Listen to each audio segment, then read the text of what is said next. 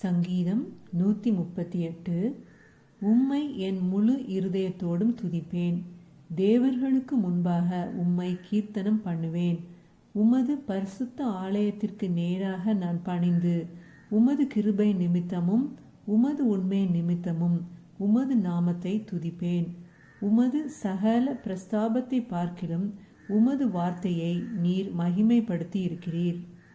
நான் கூப்பிட்ட நாளிலே எனக்கு மறு உத்தரவு அருளினீர். என் ஆத்துமாவிலே பலன் தந்து என்னை தைரியப்படுத்தினீர். கர்த்தாவே, பூமியின் ராஜாக்கள் எல்லாரும் உமது வாயின் வார்த்தைகளை கேட்கும்போது உம்மை துதிப்பார்கள்.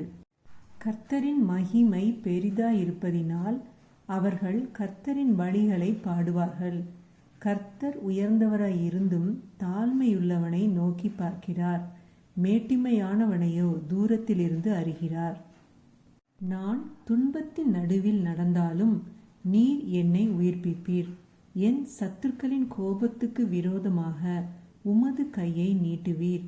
உமது வலது கரம் என்னை ரட்சிக்கும். கர்த்தர் எனக்காக யாவையும் செய்து முடிப்பார். கர்த்தாவே, உமது கிருபை என்றும் உள்ளது. உமது கரத்தின் கிரியைகளை நெகிழவிடாதிருப்பீராக. ஆமேன். ஹல்லேலூயா.